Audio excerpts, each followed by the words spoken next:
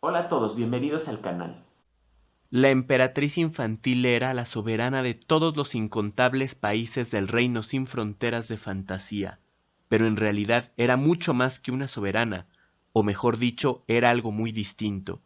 No gobernaba, nunca había utilizado la fuerza ni hecho uso de su poder, solo estaba allí, pero estaba allí de una forma especial, era el centro de toda la vida de fantasía, y todas las criaturas, buenas o malas, hermosas o feas, divertidas o serias, necias o sabias, todas estaban allí solo porque ella existía. Sin ella no podía subsistir nada. Hoy quiero hablarles del que sin lugar a dudas será uno de los serios contendientes de cara al top 10 de lecturas del año 2022. Un libro que me ha tomado por sorpresa definitivamente, que ha sido toda una revelación. Estoy hablando de La historia interminable de Michael Ende, que probablemente no se pronuncia así porque es alemán.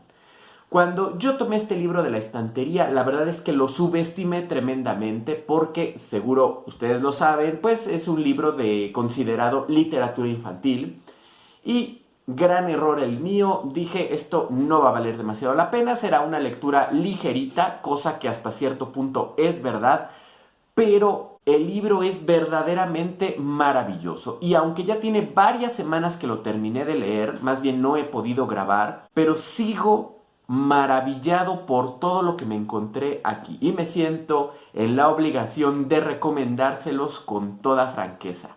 ¿Y de qué trata el libro? Bueno, Bastian es un niño de 10 años, gordito, introvertido, impopular, que es un gran lector. Ama las historias porque en ellas haya refugio de su vida que le resulta cuando menos insatisfactoria. Un día se mete a una librería y roba un libro, La historia interminable. En él se cuenta que el reino de fantasía corre un grave peligro, pues la princesa infantil que está ligada inextricablemente con el reino de fantasía está enferma gravemente, y si ella muere toda fantasía desaparecerá. Solo Atreyu, un intrépido niño de 10 años de la tribu de los Pieles Verdes, puede hallar la cura para la princesa infantil, lo que dará inicio a una gran aventura en la que en algún punto Bastian dejará de ser un simple espectador y tomará parte activa en esta historia interminable en la cual las fronteras entre el mundo de lo real y el mundo fantástico no están bien delimitadas. Incluso nosotros, los lectores del mundo real, tendremos que participar también en algún punto de la historia. No faltará quien probablemente entre el auditorio haya ya leído el libro y le parezca que estoy exagerando, que no es para tanto. Y bueno, muy respetable su opinión, pero para mí, de verdad, esta es toda una obra maestra. Contiene todo lo que a mí me gusta del género de la fantasía. De entrada es un ejercicio imaginativo increíble, es todo un mundo nuevo, pero muy coherente dentro de sí mismo, es entrañable, los personajes son grandiosos, los paisajes, la acción que se desarrolla. Es una aventura total, es acción pura, pero también hay momentos que son una quebradera de cabeza. Como les digo, creo que subestimé demasiado este libro pensando que era un libro infantil y que la trama iba a ser muy sencilla, incluso si me lo permiten un poco tonta. La trama para nada es simplona, es simple pero no simplona, no es cursi. Me gusta que el peligro esté siempre latente, que siempre sea como real, que nada se resuelva con abracitos ni con ñoñerías, que a lo mejor en lecturas que sí son muy infantiles, pues probablemente está bien. Aquí hay que utilizar mucho la cabeza, hay que ser valiente, hay que ser ágil y en ese sentido, aparte de ser una simple fantasía, yo podría decir que es también incluso una epopeya, porque hay un gran heroísmo en los protagonistas de esta historia. Y los personajes son una cosa verdaderamente increíbles. No les voy a desvelar demasiado de ellos para no spoilearlos, pero sí quiero hablarles un poco de ellos para ver si se pican y se animan a leer esta gran historia. En la que no solamente los personajes valen la pena, de verdad la historia es tremenda, es buenísima. Pero bueno, quiero hablarles de algunos personajes para que vean nada más algo de lo mejor que tiene este libro. En primer lugar, diría yo que hay 4 protagonistas o 4 personajes que son principales. Desde luego estoy hablando de Bastian, de Atreyu, de la princesa infantil y de Fujur. Y no es de sorprender que sean tan buenos porque como prácticamente aparecen desde el inicio hasta el final del libro, pues tienen mucho tiempo para desarrollarse. Pero para mí los que se roban el show son aquellos personajes que tienen participaciones muchísimo más breves, participaciones limitadas y que son de verdad increíbles, están muy bien desarrollados. Y aquí quiero hablar en primer lugar de la Vetusta Morla, que es un personaje tremendamente existencialista, o sea, se lleva de calle a Mersault, el protagonista del extranjero de Camus. También está, por ejemplo, un personaje que se llama Uyulala, cuyas condiciones de existencia son, les digo, un quebradero de cabeza. Yo no sé, creo que sería muy interesante darle esta lectura a un niño o a un prepuberto y preguntarle para él cómo es Uyulala. Yo sigo sin entender del todo, sin dimensionarla. Es que cómo es que cómo es que existe, es que qué significa su discurso cuando está hablando con Atreyu. Definitivamente es uno de los grandes enigmas de este libro. Y mi personaje secundario favorito, sin lugar a dudas, es Igramul el Múltiple. ¿Qué cosa tan tétrica es Igramul? Cuando yo lo estaba leyendo y veo por primera vez cómo aparece, yo me considero una persona con muy mala imaginación, la verdad. O sea, a mí me describen algo y soy incapaz de formármelo en la cabeza. Tengo que verlo o tiene que ser una descripción, pero de verdad pormenorizada. Y en el caso de Igramul, con unas cuantas líneas yo ya me lo estaba imaginando y me daba como cierto repelús. O sea, es un miedo ese que sabes que algo muy malo va a pasar, pero todavía no está pasando. O sea, te mantiene alerta. Así me pasó con las primeras descripciones que se hacen de Igramul.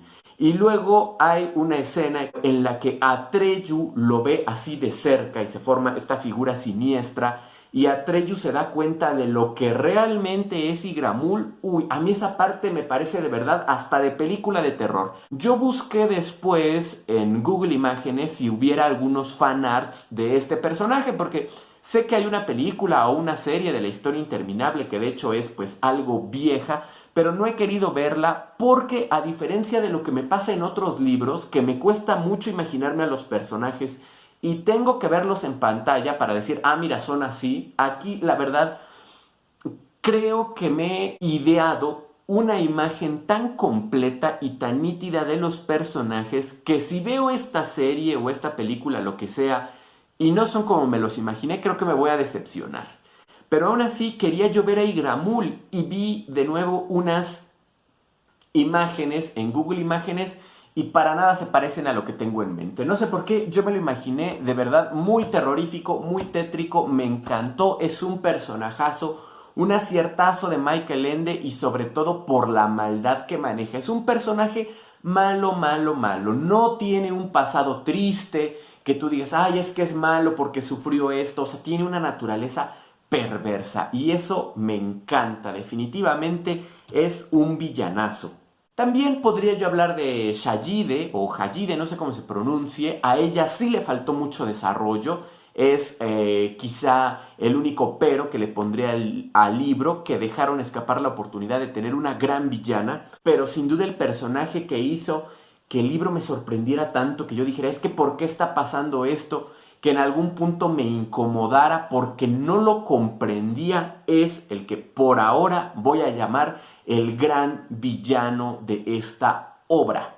Que no voy a decir el nombre para no spoilearlo ahorita, lo diré en unos minutos cuando hable con spoilers, pero es también algo que te obliga a pensar y a repensar lo que estás leyendo, porque ¿cómo es posible que llegara a ese punto? Les repito, Igramul, pues esa es su naturaleza y punto. No se pregunta uno, es que ¿por qué es tan malo? Pues así es. Pero el gran villano de la obra llega un momento en el que se corrompe tanto y dice uno, pero ¿en qué momento? ¿Por qué está haciendo esto? O sea, ya es incomprensible. Pero al mismo tiempo es maravilloso.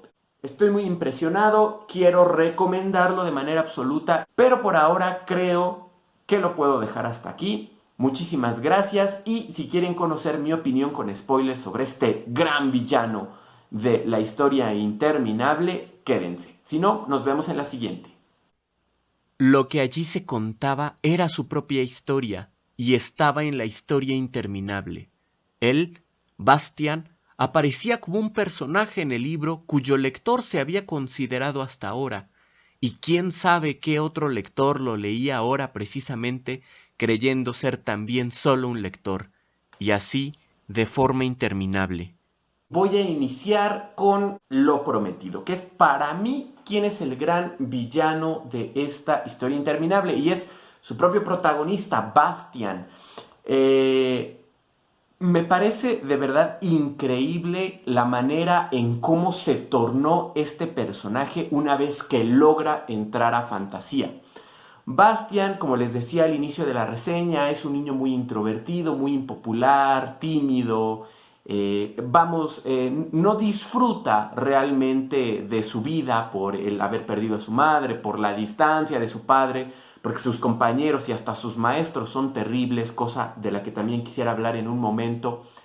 Y por eso cuando va a fantasía y se convierte en el gran héroe de fantasía, y entonces esta habilidad que él tiene de ser tan imaginativo, este potencial creativo que está tremendamente subestimando en el mundo real, lo convierte en toda una celebridad, en el héroe de fantasía, lo empieza a corromper.